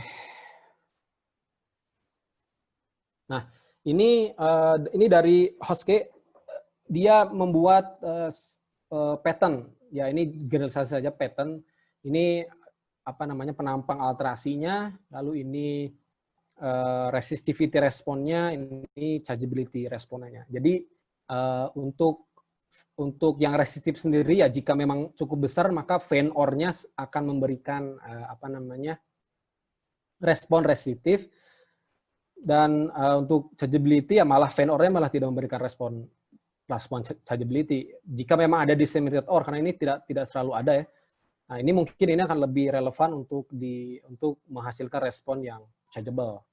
Nah, ini generalisasinya akan kira-kira akan yang coba dibuat, tapi untuk banyak case lebih kompleks dari ini. Oke, kita masuk ke kesimpulan ya. Jadi mineral exploration geofisik ini bukan salah satu yang fancy lah di dunia geofisika ya. Ya tadi bisa dilihat seperti apa lingkungan kerjanya, terus preferable industry-nya seperti apa terhadap metode geofisika. Ada banyak untuk jika memang menyenangi non seismik ada banyak pilihan di geoteknik, di geothermal itu banyak cabang ininya lah, cabang industrinya. Tapi ya memang mungkin teman-teman jika membayangkan bekerja dengan 3 layar komputer mungkin agak kurang tepat begitu. Yang bayangkan di hutan aja kan. Ya memang yang saya sebutkan. Ini bukan maksudnya menakut-nakuti, memang secara serapan industri juga cenderung lebih sedikit lah dibanding oil and gas terutama ya. Jadi memang mungkin dibutuhkan 2 atau 3 per tahun yang memang passionate aja di sini, senang jalan-jalan, senang naik gunung, senang kotor-kotoran. Intinya sepatu teman-teman akan selalu bakal kotor ketika kerja di industri ini. Nah, yang kedua adalah harus memiliki pengetahuan tentang deposit yang dicari. Karena nanti itu akan menentukan metode apa yang akan dipilih, konfigurasinya seperti apa. Untuk metode geofisika mencari directly ke komoditinya, misalnya mencari emasnya itu sangat sulit karena kandungan emas dalam batu sendiri mungkin cuma 1 gram per ton batu karena sangat kecil sekali kan. Makanya akan fokus ke mencari kontrol mineralisasinya itu. Dan itu yang akan menjadi target yang dicari oleh data geofisika, dan itu memerlukan pengetahuan tentang deposit untuk tiap deposit yang dikerjakan karena akan beda-beda untuk area-area yang dikerjakan. Nah, yang ketiga adalah geofisika tugasnya membangun jembatan antara data geofisika dengan data geologi, dengan geofisis dan geologis. Memang untuk case mungkin di industri lain juga sama, tapi untuk case di mineral ini jembatannya agak masih terus dibangun gitu. Bagaimana kita bisa mengintegrasikan data, interpretasi konsep dengan dengan baik gitu untuk aplikasinya di mineral eksplorasi. Terus, nah ini yang keempat, jadi geofisik ini akan berguna, akan preferable jika memang targetnya itu tertutupi, tidak ada outcrop dan dalam. Dan ini akan menjadi case di tahun-tahun ke depan karena deposit-deposit yang sudah yang memang terlihat gitu, itu sudah rata-rata sudah ditambang, bahkan sudah mine out. Dan ini akan jadi tantangan nih untuk geofisis di mineral. Yang terakhir, jadi kita tadi bicara signature ya, itu memang membantu sekali. Tapi pada aktualnya itu akan sulit sekali ditemui. Jadi diperlukan kombinasi metode, pada umumnya akan diperlukan kombinasi metode. Jadi tidak bisa satu metode saja. Jika yang memang ingin memahami secara detail bagaimana sih physical property dari kontrol mineralisasi yang ada di area yang kita kerjakan, termasuk tadi petrofisika. Oke, nah mungkin ini sedikit saran untuk untuk yang bekerja di industri ini, termasuk di dunia akademik ya. Instrumen. Jadi instrumen geofisika resistivity itu rata-rata itu tua sekali lah. Mungkin ini saya 10-20 tahun mungkin lebih tua dari itu. Rata-rata tuh hanya itu saja. Dan itu rata-rata import. Dan kita itu saya jarang sekali menemukan alat yang dibuat oleh orang Indonesia gitu, khususnya mungkin di akademik, di kampus gitu. Memang ada untuk alat-alat geoteknik sudah mulai bermunculan. Nah, tapi rata-rata yang masih lightweight, masih portable, jadi masih belum cukup powerful lah untuk digunakan di mineral. Terus yang kedua, software modeling dan processing. Nah, rata-rata juga algoritmanya juga yang klasik juga gitu. Hanya UI-nya aja yang berbeda. Nah, kan dengan pengembangan sekarang kan orang lebih dunia coding seperti itu kan lebih berkembang nih. Ini juga jadi challenge. Sebenarnya kita mungkin bisa membuat sendiri gitu, membuat software pemodelan dan processing yang memang industrial standar gitu. Selanjutnya ini drone. Nah, ini drone ini termasuk juga masa depan untuk geofisika sendiri, karena dia ya tadi kan memang ringkas alatnya, dia cepat juga dibanding metode ground, resolusinya juga cukup baik karena kita bisa menerbangkan serendah mungkin. Nah, termasuk kita bisa membuat otomatisasinya gitu. Ya, tadi yang dibahas Wicak mungkin tentang machine learning juga bisa nanti diaplikasikan di 3 hal ini sebenarnya. Nah, untuk yang selanjutnya ini lebih ke saran untuk pelaku industri sih. Jadi ya rencanakan dengan baik si metode ini, mulai dari memilih alat, menentukan desain survei, melakukan forward modeling sebelum melakukan pengukuran. Ini mungkin karena begini, banyak sekali pelaku jasa menawarkan jasa yang tidak didukung oleh alat yang reliable gitu untuk dipakai di industri mineral eksplorasi, terutama yang deep sendiri.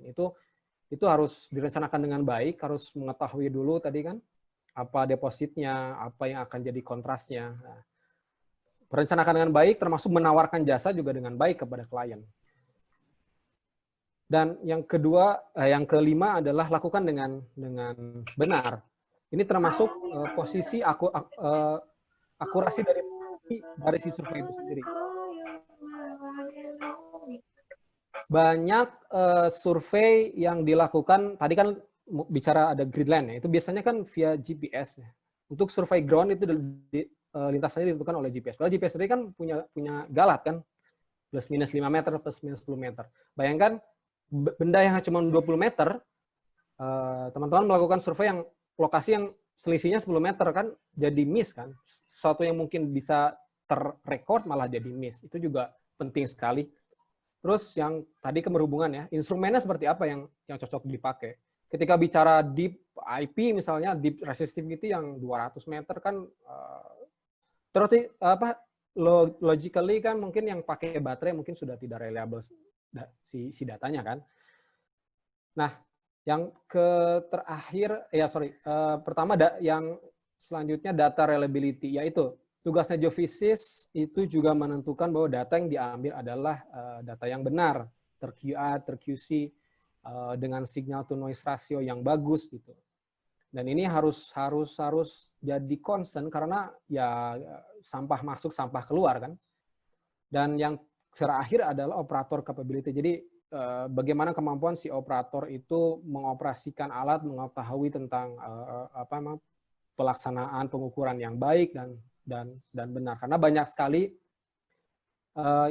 ya karena memang kondisi lingkungannya seperti itu kan, di hutan untuk berapa lama tidak bertemu orang, komunikasi juga sulit, itu kan akan menurunkan fokus lah dari tim yang bekerja. Itu juga harus jadi concern, karena ya kalau udah nggak fokus sih apapun juga nggak akan berjalan dengan baik ya. Yang terakhir adalah ya interpretasi dengan bijak. Geofisis di mineral bukan penunjuk anomali, tapi kita harus bisa menjelaskan tentang si subsurface kondisi yang ada di bawah permukaan seperti apa untuk jadi insightful bagi tim eksplorasi.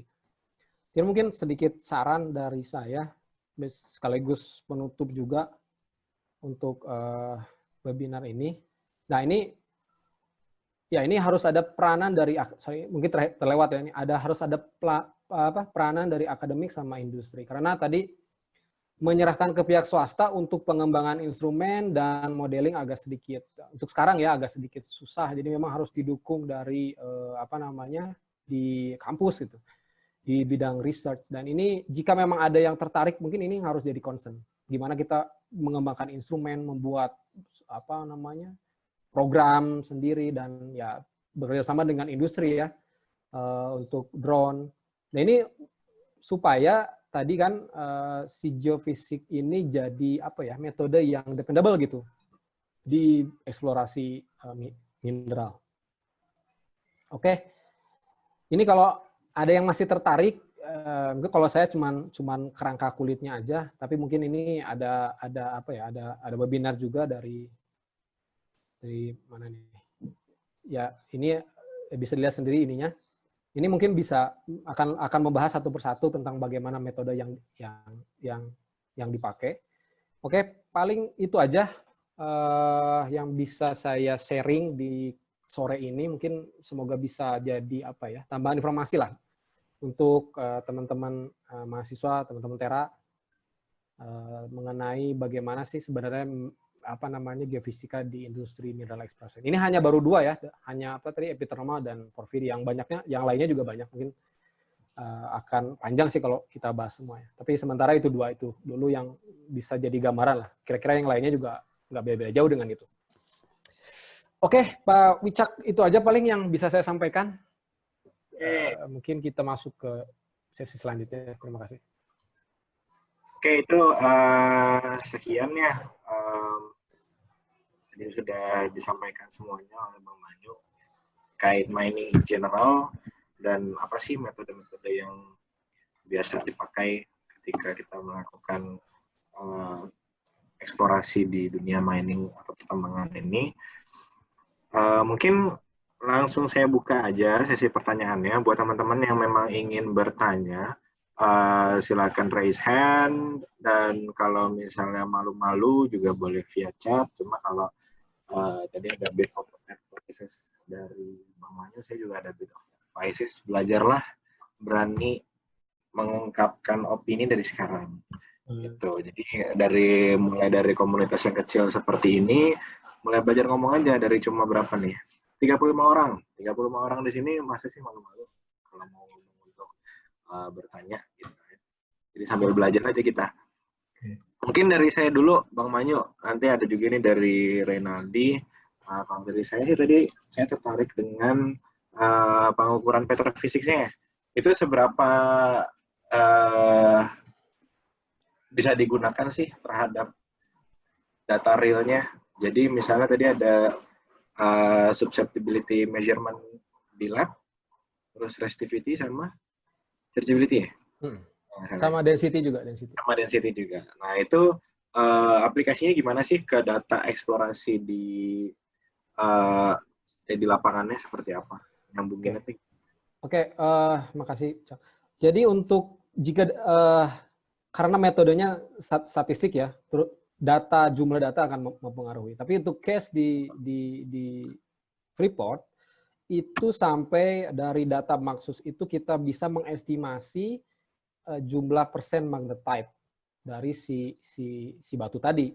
Itu karena saking banyaknya, jadi akhirnya bisa diambil konklusinya bahwa ya bisa dipakai. Itu satu. Jadi kita bisa sampai menentukan berapa sih persen kira-kira magnetite yang ada di batu tadi dari data susceptibility kan, itu satu. Yang kedua, ini case juga di kerja saya, di tempat kerja saya dulu. Di area tempat kerja saya yang memberikan respon paling tinggi magnetik itu bukan potasi, tapi itu intrusi yang terakhir yang dia membawa primer magnetik. Bagi blind inversion itu pasti itu akan jadi target kan, karena dia akan membentuk body magnetik gitu kan. Tapi setelah dilakukan penelitian petrofisik tadi, akhirnya bisa disimpulkan zona apa sih yang sebenarnya menjadi target. Ternyata ya tadi ya digabung antara magnetic susceptibility dengan density. Ternyata yang menjadi target adalah tadi kan potasik yang memiliki misalnya contohnya ya range susceptibility dari sekian sampai sekian yang cenderung medium dengan anomali gravity misalnya contohnya. Nah, itu akan mengubah ya target eksplorasi jadinya gitu. Yang tadinya kita mengebor primer magnetik yang unaltered yang tidak ada mineralisasi, mungkin kita bisa sedikit mengeksplor area lain. Terus ini satu lagi untuk case epithermal. Case epithermal kan dia destruktif magnetik kalau ada magnetite di batuan yang diterobosnya kan, artinya mungkin batuannya vulkanik gitu kan. Tapi kalau batuan case-nya non vulkanik yang tidak punya mineral magnetite pada awalnya tidak punya mineral itu kan nggak ngaruh kan si magnetik kan. Ya, betul. Nah itu nanti bisa jadi apa ya analisis pertama gitu ketika kita menentukan metode apa yang mau kita pakai. Kalau memang tidak ada kontras antara batu target dengan batu sekitarnya, ya untuk apa dilakukan. Dan itu juga case-nya untuk resistivity dan IB akan seperti itu. Kita bisa mengetahui sebenarnya anomali seperti apa yang kita cari. Karena kadang tidak selamanya yang high, yang tinggi itu yang kita cari. Tapi itu bisa memberikan gambaran nanti petrofisik itu sebenarnya kita cari yang seperti apa, range-nya seperti apa, range-nya chargeability-nya seperti apa. Gitu kira-kira, Cak. Oke. Terima kasih banyak jawabannya. Itu tadi ada yang mau bertanya, Mas Reynaldi ya? Iya. Silakan. Ya, terima kasih buat Pak Manyu buat presentasinya cukup cukup memberi wawasan lah kepada kita yang mahasiswa yang biasa itu kalau di kampus lebih banyak materi terkait migasnya. Mau nanya aja sih Pak, tadi kan di video yang Bapak tampilkan di awal tuh ada pekerja lapangan yang sedang coring kalau nggak salah. Nah, untuk di mining industri sendiri nih, coring itu berguna kayak gimana ya Pak? Ya, atau untuk studi ya. Itu berguna untuk Ya intinya eksplorasi adalah itu. Adalah mengambil sampel drilling itu kan. Dan tugasnya geosaintis adalah memastikan bahwa sampel yang terambil atau bor yang dilakukan itu tepat sasaran kan. Jadi dari data coring tadi itu kan ada diambil tuh sampelnya tuh. Sampel itu dianalisis kadarnya berapa. Kita sudah ada di zona mana. Apakah deposit ini ekonomis atau enggak. Itu akan jadi semuanya lah kasarnya kan. Itu adalah dasar data dari eksplorasi di mineral. Nanti itu kan dipakai untuk menghitung berapa cadangannya. Terus nanti juga mungkin di selanjutnya ada geotekniknya seperti apa. Jadi ya memang intinya eksplorasi adalah di pengeboran. Ketika bisa mengebor dengan baik, berarti geosaintis yang bekerja sebelumnya itu sudah melakukan pekerjaan dengan baik gitu. Kira-kira gitu, Mas Renaldi membantu atau tidak? Iya, udah terjawab sih Pak. Ya, terima kasih Pak. Iya, terima kasih. Oke, Bang Manyu, ini next question-nya ada yang raise hand, jadi kita pakai chat dulu. Jadi itu ada dari Bang Dimas ini, angkatan 2005 kalau lihat dari ini. Itu 230513. Iya, Dim. Yo Nyu, kumaha Nyu? Kumaha. Yuk, damang yuk. Alhamdulillah. Aduh. Alhamdulillah. Ini Ngapain fenomenal nih? yang maju nih. Sorry Om Wicak, ini saya ini nih nostalgia sama maju nih. Ya, berarti udah tua ya. Kalau nostalgia sama Kang Dimas sih berarti udah sepuh. Enggak, langsung aja kali ya. Ya. Oke. Yuk, punten yuk. Kita menarik pemaparan yuk. Kalau geostatiknya kumanya di pertambangannya ya? Kalau geostatistik secara ininya ya, secara apa namanya aplikasi paling utamanya itu di ini, Kang, di apa namanya estimasi. Jadi dari data bore tadi kan, data bore kan spatial sampling, kita mengambil sampel per 20 meter kita ngebor gitu kan. Nah, kita menghitung berapa sih cadangannya kan dari metode geostatistik. Pakai metode geostatistik ya salah. Ya mungkin kayak kita sering dengar kriging, apa namanya inverse distance kayak gitu-gitulah. Ya. 3D analisisnya nanti kita pakai di situ, variogram analisis, terus ya sebelumnya mungkin statistik biasa secara general dulu. Nah, kalau geofisika sendiri sih justru karena geostatistik kan sebenarnya kadang kita pakai arah ya, dari kita buat model geostatistik kita menentukan arahnya kan, menentukan anisotropinya lah kasarnya kan. Nah, untuk di mineral sendiri justru dihindari itu Kang untuk data geofisika. Jadi kita biarkan aja apa adanya sebenarnya gitu. Kalau grading paling ya minimum curvature aja gitu yang apa namanya yang tidak memberikan tren dari data yang kita. Jadi trennya dari datanya bukan dari usernya gitu kan. Paling itu sih untuk geostatistik. Kalau untuk development sebenarnya ketika sudah definition drilling artinya tadi udah discovery ya, kita udah hit, udah kena nih si targetnya. Terus biasanya kan geologis dia ngebor terus tuh. Didefinisikan dengan baik. Itu sebenarnya udah mulai ini Kang, udah mulai berkurang. Kita udah mulai menyingkir lah kasarnya kan. Masuk lagi mungkin ketika sudah mulai konstruksi lah, karena ada bidang-bidang geoteknik yang perlu disupport sama geofissis. Nanti setelah tambang baru kita ada lagi khusus nih, kayak biasa beda mineral dia balik lagi nyari lagi secara regional. Kalau yang di mining ya ada mungkin teman-teman kita di senior kita di Freeport kan biasanya mereka di geoteknik apa namanya mengerjakan mikroseismik apapun bidang-bidang geoteknik lah, air, hidrologi seperti paling kayak gitu. Paling itu Kang. Ya itu baru mau naraskan geoteknik itu kumaha apa kayaknya kan teman-teman kita tuh banyak yang microseismic di sana ya. Itu sepertinya peran seismik itu khususnya microseismic luar biasa. Itu gimana tuh? Ya, yang pertama harus dulu perusahaan besar Kang. Yang bisa ya dan itu sekarang udah banyak perusahaan besar yang bisa menggelontorkan ya uang untuk menginstal geopon gitu ya sebanyak mungkin di tambang mereka gitulah. Tapi yang ya kebetulan saya dulu pas dari eksplorasi kan tuh tutup, saya sempat ya satu trip lah saya di sana kan. Saya cuma ngelihat aja, saya tidak turun langsung. Memang ya jadi retakan atau pergerakan tambang kan dia air ataupun ada fracturing kayak gitu kan mungkin akan memberikan ini ya, memberikan apa ya? Di data set-nya akan memberikan peak atau mungkin apa gitu ya, saya kurang paham juga secara ini. Itu nanti kan kalau ditriangulasi nanti bisa dicari tuh di mana dia source-nya kan. Source yang ada retakan, ada air, pergerakan air. Itu kan bahaya untuk tambang kan.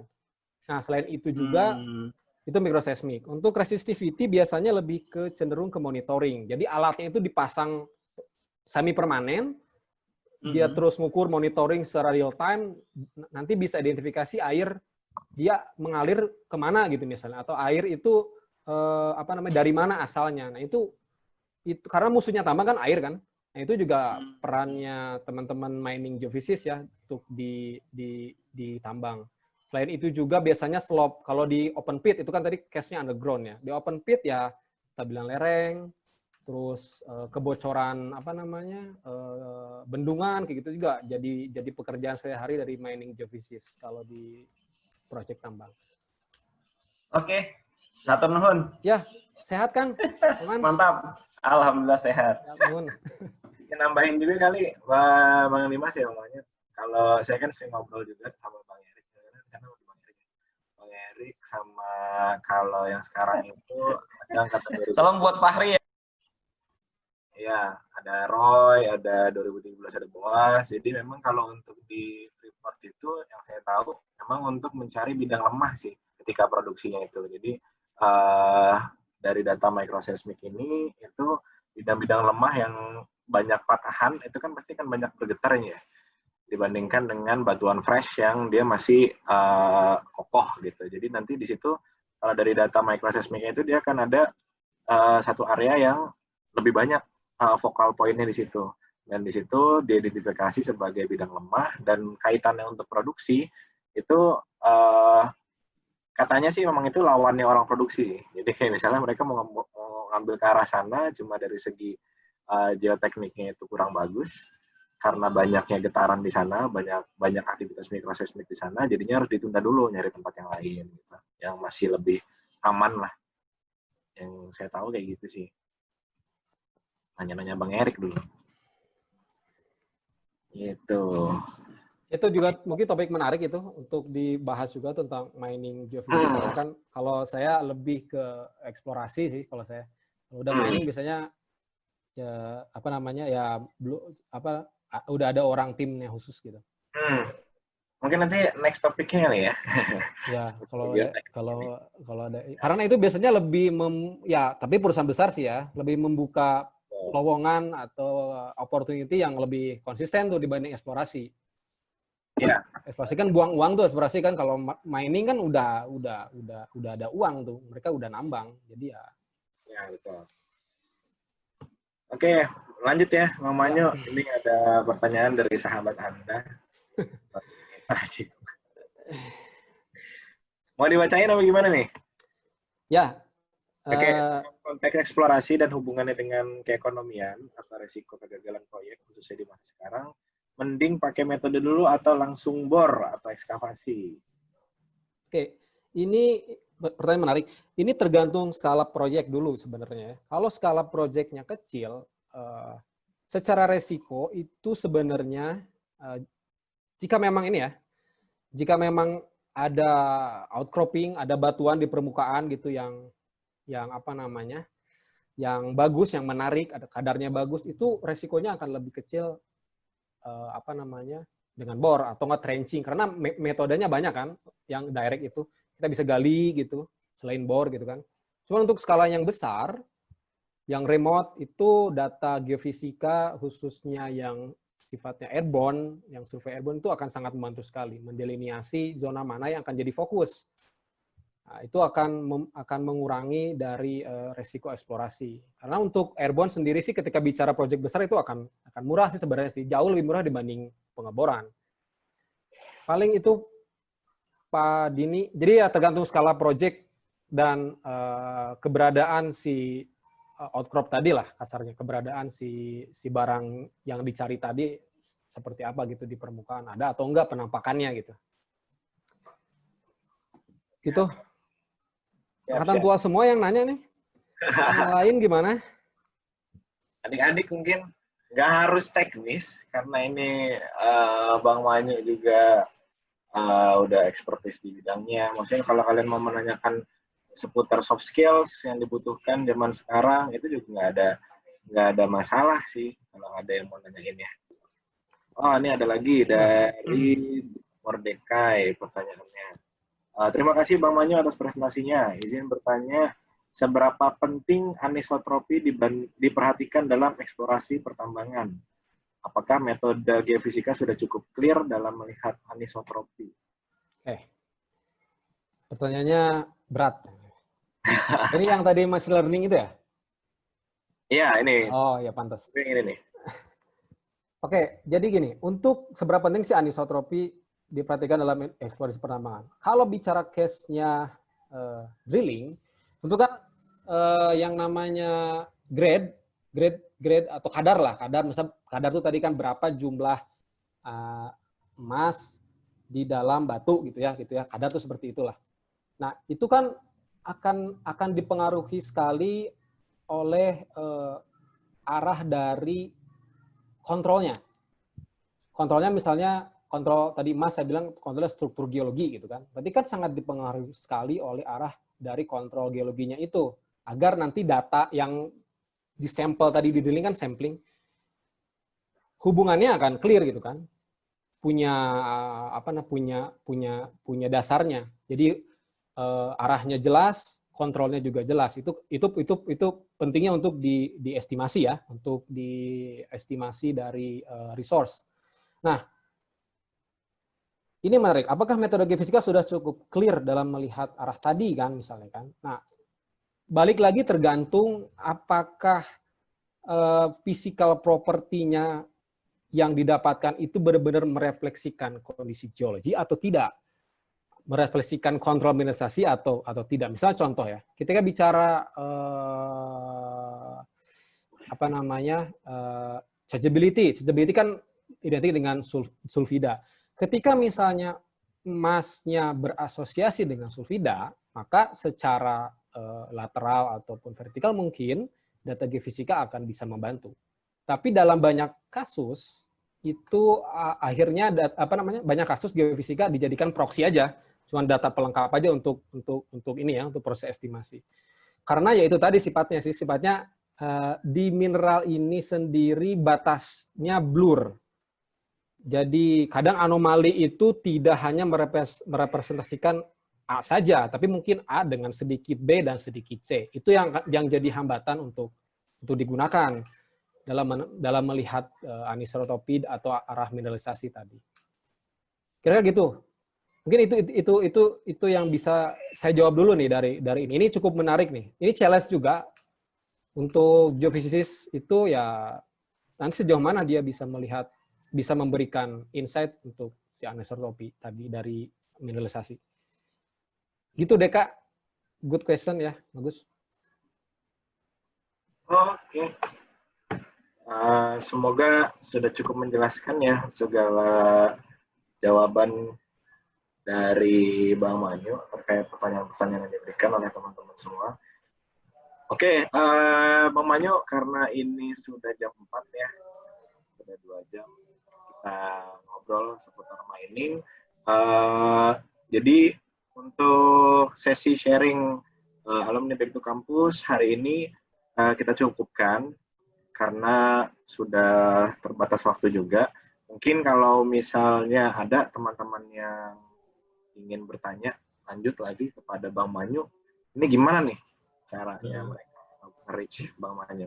Ya kalau mau memang ada pertanyaan langsung by email boleh, kalau ya mungkin by email kali ya, kalau WhatsApp juga boleh, nanti saya share nomor saya gitu. Oke. Mungkin nanti tulisin emailnya di chat aja kali ya, nomornya. Ya. Kalau nomor WhatsApp mah nggak usah, nanti aja. Nggak usah ya? Udah ini, udah serius gitu. Oke, dari saya itu aja. Mungkin Bang Manyu sebagai penutup nih, tadi kan kita bahasnya seputar skill ya. Apa yang kita butuhkan dalam dunia pertambangan dan juga geofisika. Mungkin kalau dari segi soft skills-nya nih, buat mahasiswa-mahasiswa ini kan, karena kita bekerja ya Bang Manyu terutama udah sangat paham sekali bahwa hard skill itu gitu dalam bertahan di dunia kerja. Ini dari Bang Manyu ada saran-saran kah sebagai penutup? Ya, paling saran saya mereverse ke slide saya pertama ya. Ini saya sering temukan sekali bahwa banyak yang menyerah itu di proyek pertama karena ya itu berhadapan dengan kondisi yang tidak ideal, yang terutama harus berhadapan dengan penduduk lokal. Itu kan membutuhkan soft skill yang agak lumayan kan, karena di situ hanya adalah yang memimpin. Nah, maaf ada tahu bulat. Andalah yang memimpin ininya, Anda yang memimpin proyeknya. Itu kan berhadapan dengan orang, juga dengan pekerja-pekerja kita, dengan tim-tim kita lah kasarnya yang dari lokal gitu kan, membutuhkan skill tersendiri lah, membutuhkan seni tersendiri. Itu yang harus disiapkan gitu sebenarnya. Banyak yang hanya berpikir ketika masuk ke mineral ini di eksplorasi soalnya ya, di eksplorasi mineral ini dia hanya fokus ke ya saya orang akuisisi, saya orang processing, ya no such thing gitu. pokoknya ini proyekmu kerjakan dari akhir sampai awal, dari awal sampai akhir. Paling itu sih yang menurut saya krusial, karena banyak menyerah itu di bulan pertama, di tahun pertama bahkan, karena capek katanya ngurusin orang lokal, ya mau gimana, ya tapi itulah salah satu bagian dari pekerjaan dan tantangannya. Benar sih, itu yang menurut saya agak berbeda ya Bang Manyu ya, ketika kita bekerja di dunia oil and gas, seismik itu kalau nggak salah kan teman-temannya ada yang spesifik khusus ya, ada yang dia ngurusin akuisisinya, kemudian ada yang ngurusin processing, kemudian ada interpretasi sendiri. Kalau di mining ini kita lebih ke semuanya ya, jadinya ya, sampai ngurusin.